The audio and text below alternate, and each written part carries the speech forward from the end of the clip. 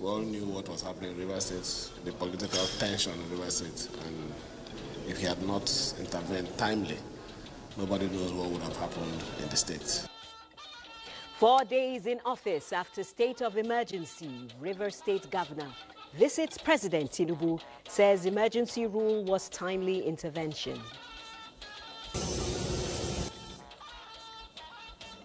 New agenda in New York. Vice President Shettima meets think tank ahead of presentation at UNGA. Yes, Nigerian women! We are asking that an extra 37 women are voted into Senate, which they will contest and win. It's not about dashing them. Constitution review. Women demand more seats. House holds public hearing on 98 bills. Good news from the figures. Nigeria's GDP records 4.23% growth in second quarter of 2025. Hello and welcome to the Network News on NTA this rainy Monday night in Abuja. I'm Naja'atu Tijani. Tonight, Musa Abubakar and Ayo Makinde join us live from our studios for business and sports highlights. Musa? Equities market opens the week in negative territory as oil prices deep. All right then, Ayo, hopefully there's good news from your end. Well, big one, because right now in Paris, the land is getting green for so many nominees as Gianluigi Donnarumma of PSG, formerly of PSG, and now Manchester City is just the best goalkeeper according to the Ballon d'Or Awards. More winners will emerge before the end of the news. All right, then. We look forward to the details. Remember that this broadcast is being streamed live on our website, nta.ng/live. Don't worry about missing any part of the news as we stream live on YouTube, and you can watch the replay NTA Network. Do follow us across the rest of social media. Our handles are displayed on the screen. And now the news in detail, beginning with democracy. Reinstated Governor of Rivers State, Siminalayi Fubara, has expressed readiness to work with the federal government to ensure speedy delivery of gains of democracy to the people of his state. The governor was in the State House this Monday evening to appreciate and commend President Tinubu for what he calls a timely intervention, which has restored stability in the political landscape of the state. I'm here to say thank you, especially for his intervention. We all knew what was happening in River State, the political tension in River State, and if he had not intervened timely, nobody knows what would have happened in the state. And for me, it was saving the situation. I'm here after the lifting of the suspension to appreciate him and also tell him we're ready to hit the ground running. For the state, I believe that my coming back after the lifting of the suspension is a new and stronger hope for our people, because the government is a government about the people, it's a government that believes in peace. So our working is not just for the people, but also with all the parties, the assembly members, the National Assembly members, elders, everybody this time around are working for the betterment of our dear states.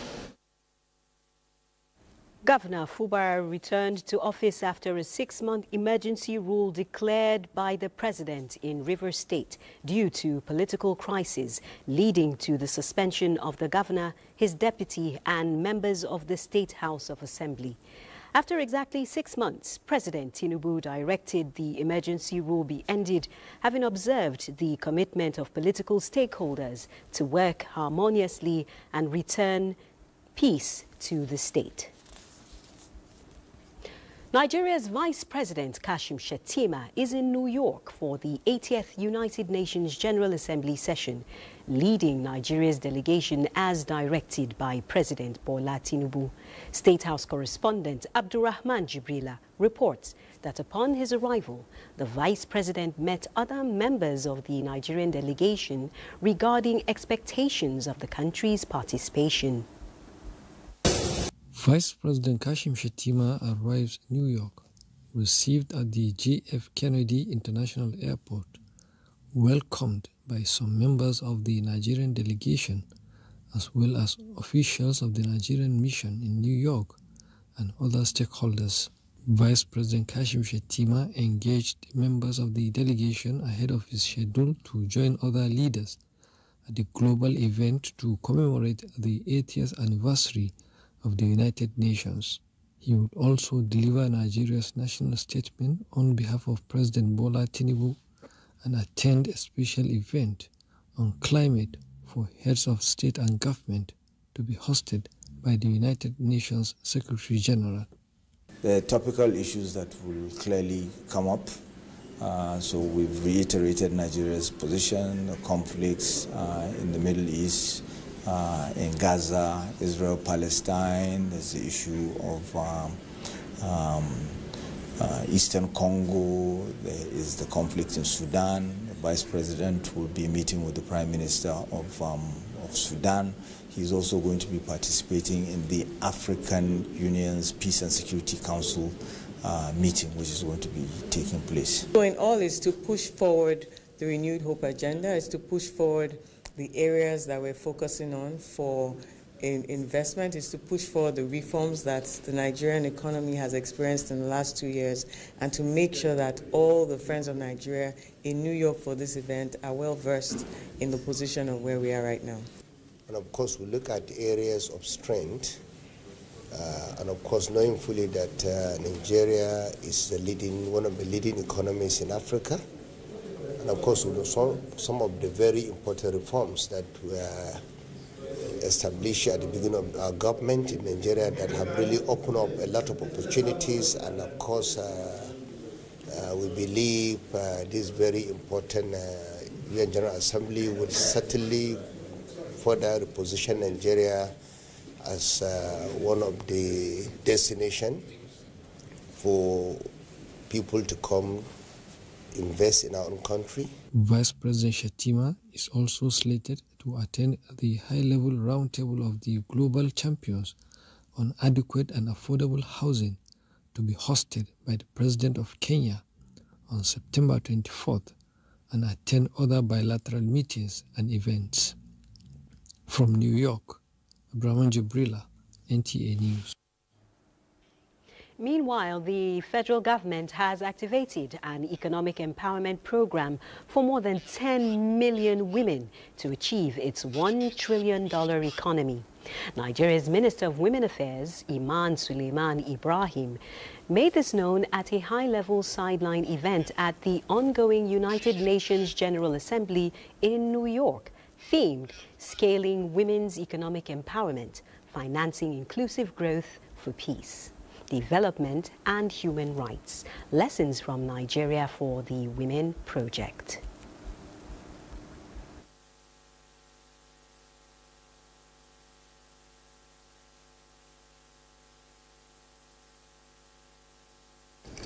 We have chosen to act in Nigeria, and one of the key vehicles being utilized is the Nigerian for Women Project.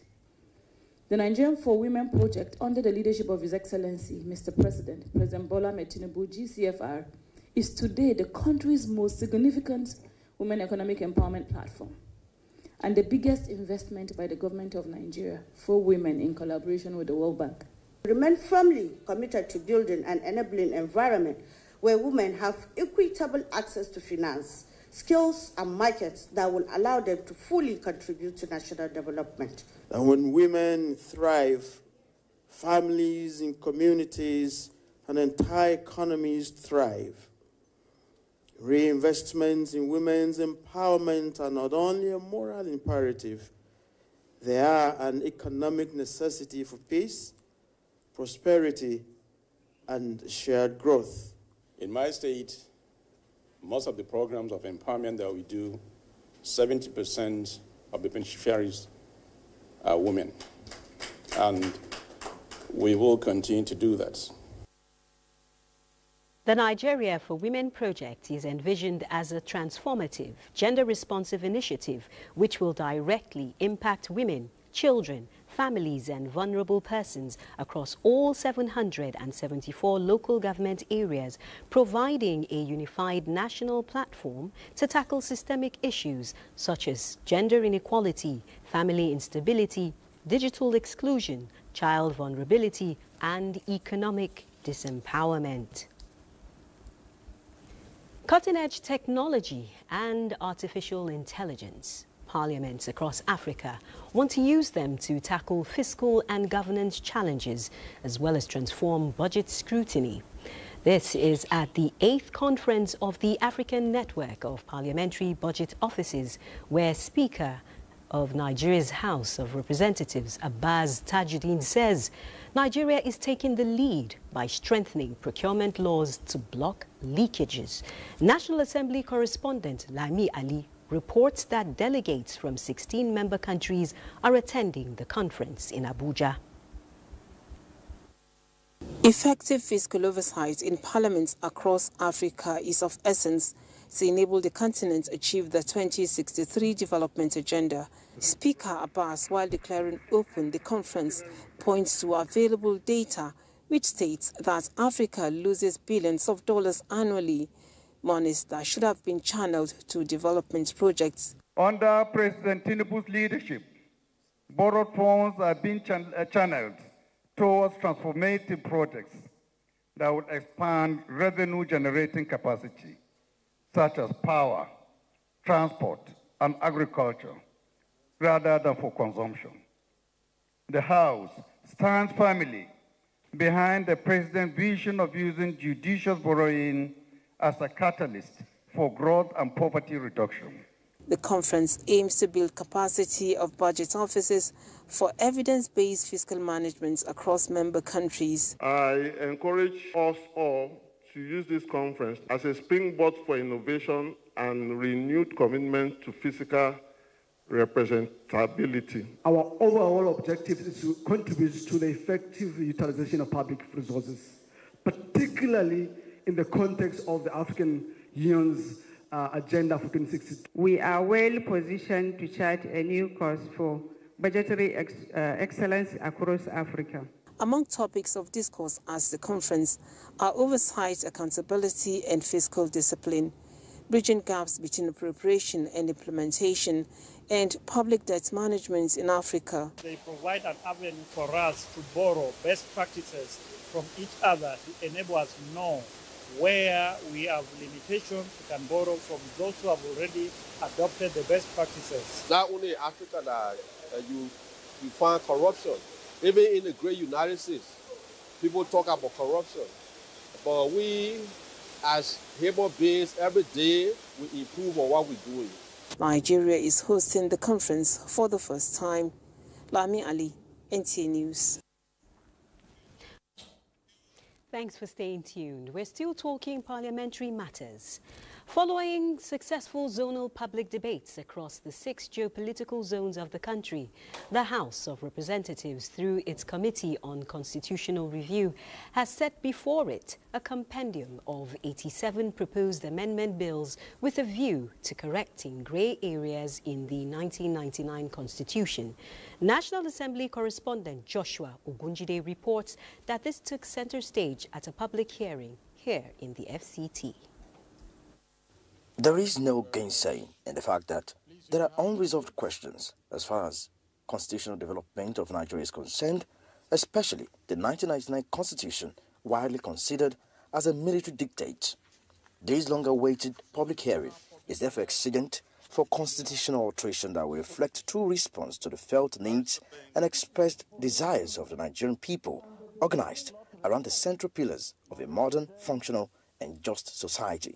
Before us today is a compendium of 87 proposed amendment bills, each a response to the felt needs and expressed desires of the Nigerian people. The process you are undertaking today is therefore not only about amending legal provisions, it is about giving Nigerians renewed confidence that their voices matter in shaping the future of our democracy. Thematic areas for the public hearing covers electoral reforms, judicial reforms, legislature, inclusive governance, security and policing, and devolution of powers.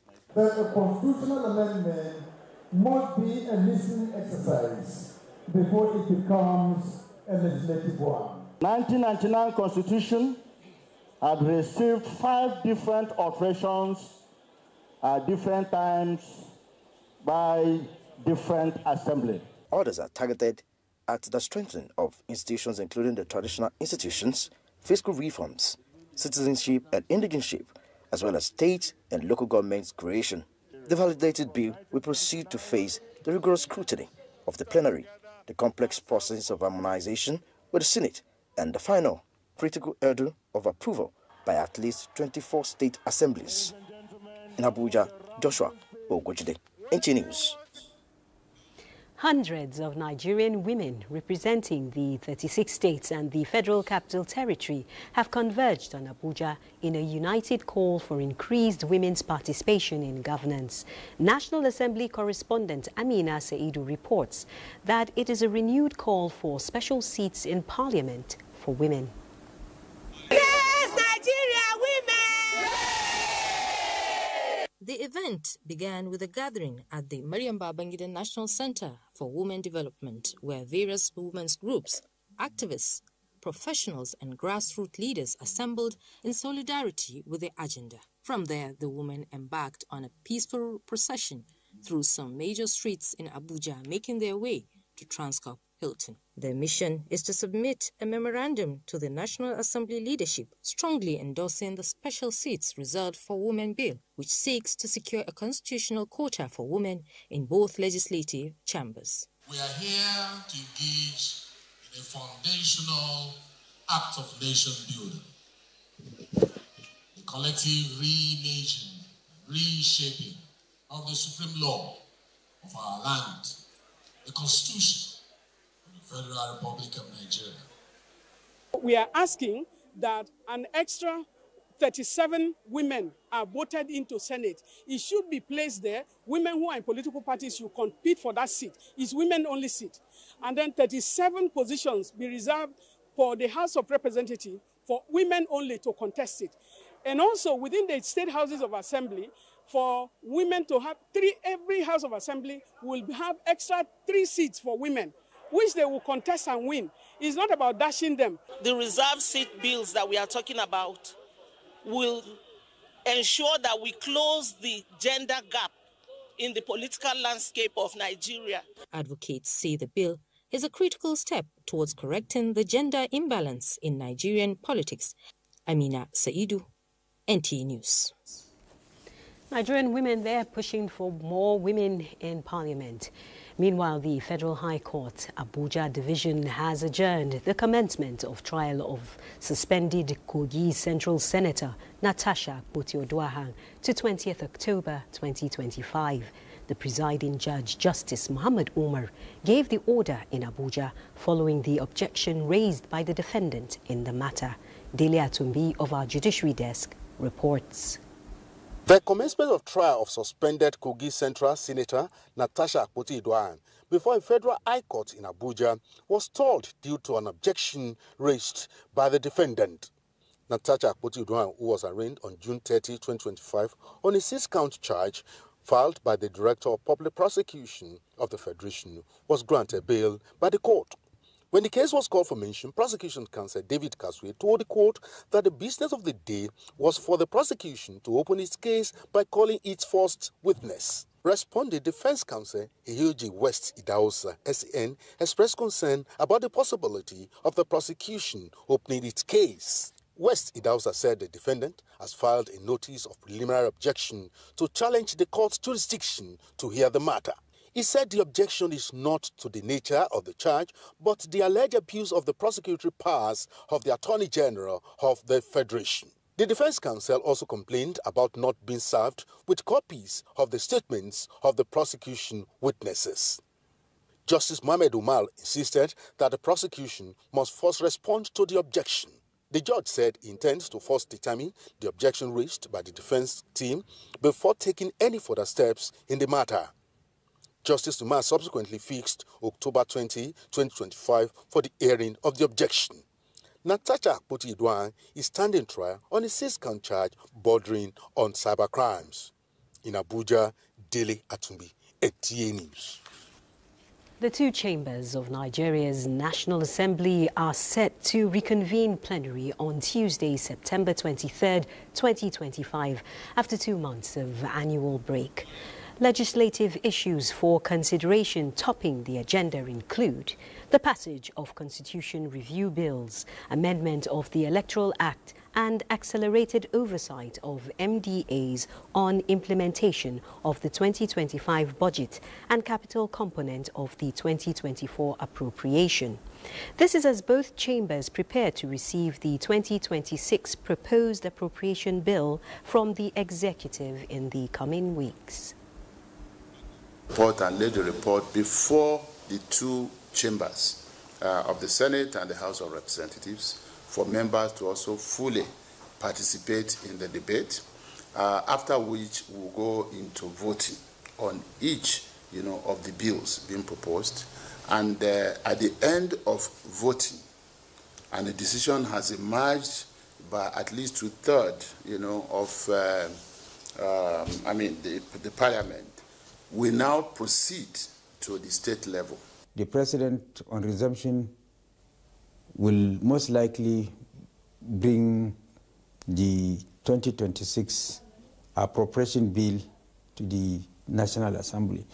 And as such, the National Assembly will also be preoccupied with the nitty-gritty of the passage of the budget before December, keeping the practice of retaining the budget cycle to commence from January to December. Let's be expecting the best out of the question in terms of oversight. Job is to oversight and bring up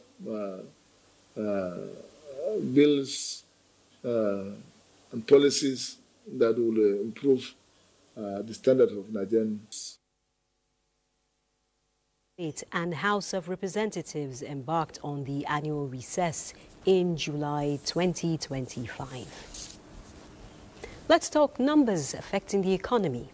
Fresh figures from the National Bureau of Statistics show that Nigeria's economy has recorded stronger growth in the second quarter of 2025.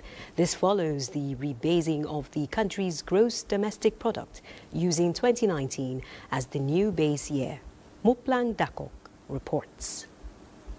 Nigeria's gross domestic product grew by 4.23% year-on-year in real terms in the second quarter of 2025, higher than 3.48% recorded in the same quarter of 2024. The figure released by the National Bureau of Statistics shows that these numbers also surpassed the 3.13% growth rate of the first quarter of 2025. In nominal terms, GDP rose to a record 100.73 trillion naira as Nigeria continues to work towards achieving the much-anticipated $1 trillion economy.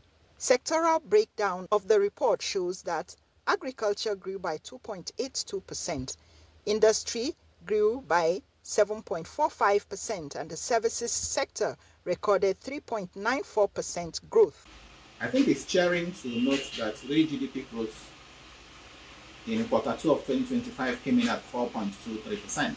Common man in the street will always ask what is in it for him or her. I think that question will be answered when we have significant expansions in the agri sector and the manufacturing sector. For the oil sector, average oil production rose to 1.68 million barrels per day, compared with 1.41 million barrels per day in the second quarter of 2024.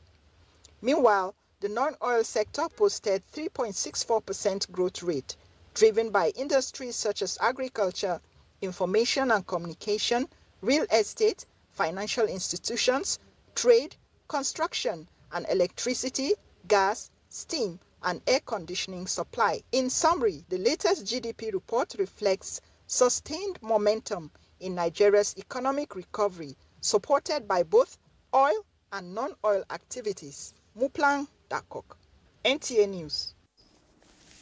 Well, for more on this and other areas of business, Musa Abubakar will tell us more. Musa? Thank you, Naja. And now let's begin with energy. Oil prices slip on Monday as worries over geopolitical tensions in Russia and the Middle East were offset by renewed concerns about oversupply. Iraq, the second largest producer in OPEC, has ramped up crude exports in line with the OPEC Plus agreement, according to state oil market SOMO, which projected September shipments at between 3.4 million and 3.45 million barrels per day. Brent crude futures fell 34 cents or 0.51% to $66.34 a barrel, trading within the $65.50 to $69 range held since early August. Meanwhile, U.S. West Texas Intermediate crude for October delivery expiring Monday slipped 28 cents or 0.45% to $62.40 a barrel. And now to the equities market. The Nigerian stock market ended today's trading on a negative note as the all-share index fell to 141,498.22 points. A total of 488.56 million shares were traded in 28,621 deals, with investors exchanging stocks worth 13.72 billion naira. The downturn pulled the equity market capitalization down to 89.52 trillion naira, underscoring the cautious sentiment that shaped today's session. Royal Exchange led the gainers with 9.8% share price appreciation, closing at 2 naira 24 kobo per share, followed by Secure Electronic Technology, Chams, and Prestige Assurance Company. On the losing side, Mark Nicholas came out last with an end-of-day price depreciation of 10% at 3 naira 33 kobo per share, followed by Ikeja Hotel, FT and Cocoa Processors, and Nigerian Breweries.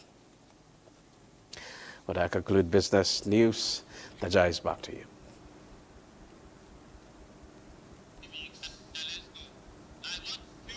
Thank you, Musa. That was quite an interesting roundup. Now, constitutional affirmation of local government autonomy with direct allocation from the federation account, has ushered a new level of responsibility for the nation's internal auditing system. Borno State Governor Babagana Umara Zulum made this observation while declaring open the 29th Annual Conference of Auditors General for Local Governments and Area Councils in Nigeria, hosted in Maiduguri by the Office of the Borno State Auditor General for Local Government. Muhammad Goni reports.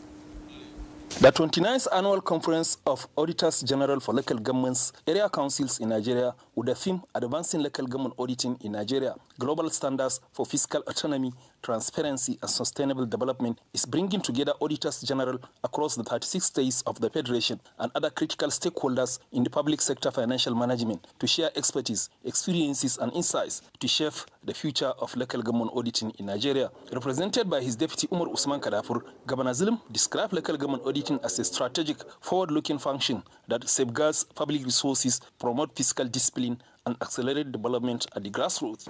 I urge each of you to fully engage, share your state-level experiences, interrogate the status quo, and provide practical, actionable resolutions. The work before us requires effective collaboration. No single institution can achieve the goal of transparency and accountability in acceleration. I issue the report to both the National Assembly and the state assemblies to take the historical step of ensuring the office of the Representative for Local Government in the Constitution of the Federal Republic. The responsibilities of the offices of the Auditors General in Nigeria is now enormous and challenging. And inshallah, by the grace of God, will rise up to the occasion. There were goodwill messages from the Borno State Head of Service, Commissioners of Finance and Local Government, declaring support to local government auditing system that aligns with global best practice. In Maiduguri, Muhammad Goni, NTA News. And in neighboring Yobe State, the government has launched the distribution of 50,000 bags of various grains to vulnerable persons across the 17 local government areas of the state. The initiative, which is part of the government's food security drive program, aims to support hundreds of individuals impacted by the pre-harvest period. Yunusa Suleiman reports. The pre-harvest period is a critical time when households' food reserves are often deflected, having been consumed throughout the season, or are reinvested in farming as they await the upcoming harvest. The procurement and distribution of 50,000 bags of assorted grains by Yobe State government aims to provide succor to the vulnerable population across the state struggling during the challenging pre-harvest period. This is in line with the government's vision and mission of food security and resilience, building for efficient and effective recovery from natural disasters, such as this year's flood, which claims some lives and properties. I wish to commend the federal government under the leadership of His Excellency President Bola Ahmed Tinubu GCFR for aligning national priorities with our efforts to achieve food security through the renewed hope agenda. This intervention is not only consistent with the federal government national food security and national policy on food and nutrition, but also reflects the spirit of the United Nations Sustainable Development Goals 2, Zero Hunger, the Global Food Security Agenda, and the FAO framework on food system resilience. The initiative is expected to benefit over 350,000 individuals, with each receiving a 50 kg bag of grain to be delivered directly to their doorstep. In the Matru, Yunusa Suleiman, NTA News. And still on empowerment, 400 youths have graduated from a specialized program designed to equip them with skills to plant, nurture, manage and harvest date palm trees, a move set to transform livelihoods, combat desertification and grow Jigawa State's economy for generations to come. Muhammad Musa Askira reports that stakeholders say the program is the first of its kind in Nigeria. With 2,084 clusters spread across the state, the project will support the federal government's Great Green World initiative aimed at halting desert encroachments across the 12 frontline northern states. Beneficiaries who showcased their newly acquired skills in both plantation, management and value addition explained how every part of the dead palm tree can be harnessed for economic benefits, from fruits to fronds, trunks to sap.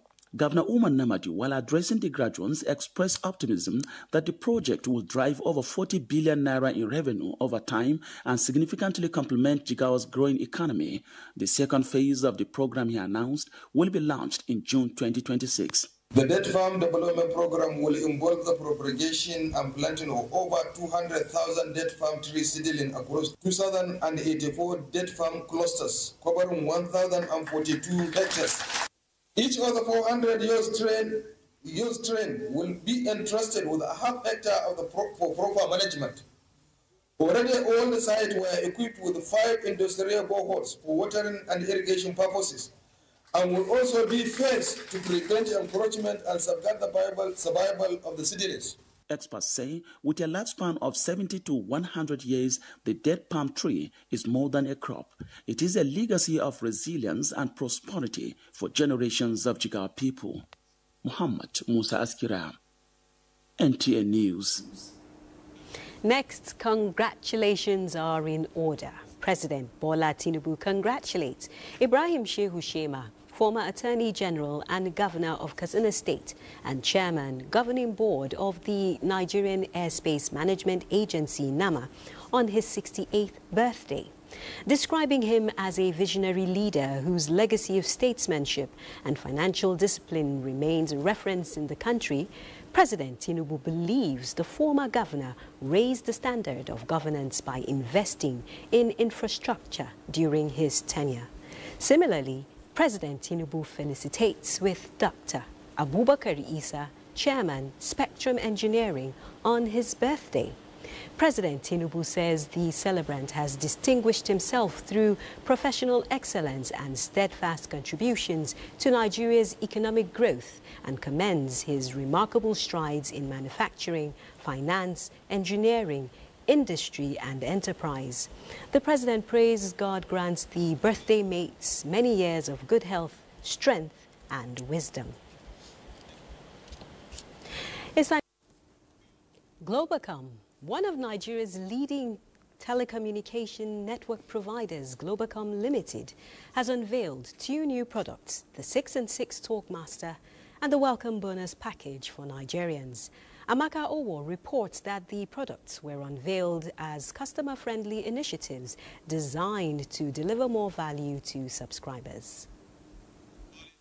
Globacom Limited is customer-centric and places the people at the center of its operations by providing quality service. Beyond advancing in technology and the numbers, the network provider builds relationships and fosters connectivity by value addition through airtime and data rewards, as seen in the latest life-changing products, which are the Talkmaster for existing and new customers, and the Welcome Back offer just for new customers. Get your Glow line.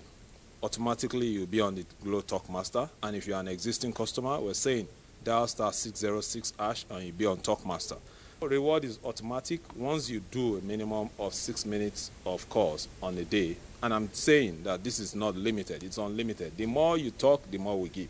So it's more like, 1 for 1. So for every minute you talk, you get a free minute. So, but you need to meet the 6 minutes threshold and you get 6 minutes. When you're done with the free 6 minutes, you can do another 6 minutes, you get 6 minutes more again. As much as you do, you get more. So you get rewarded for every minute you talk. One is a welcome bonus for all new customers, where a new customer comes into a Glow network.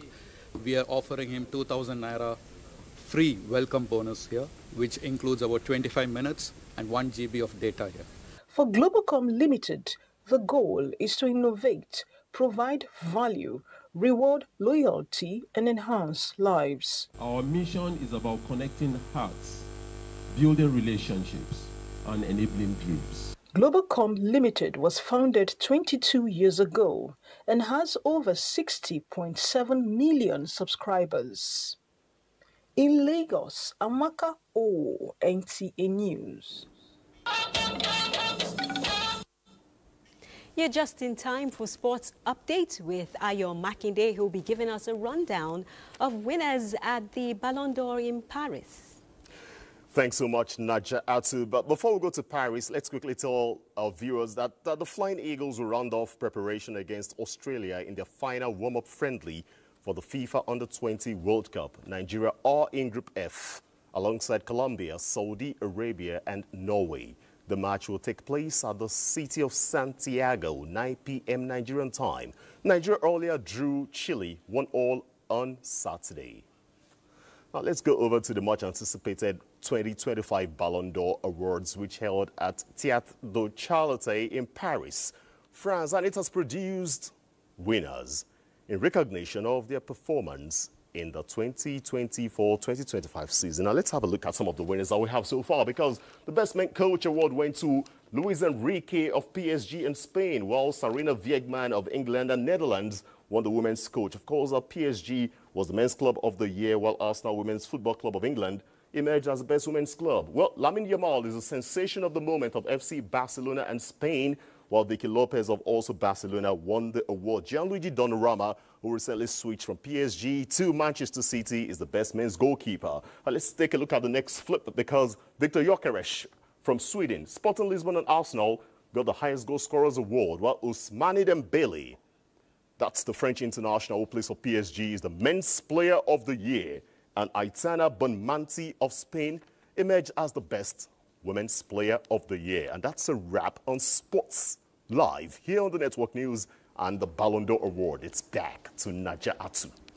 Thank you, Ayo. It's also exciting to note that Dembele is the first player to win the Ballon d'Or while playing for a club of his own country since 2001, when Englishman Michael Owen of Liverpool won.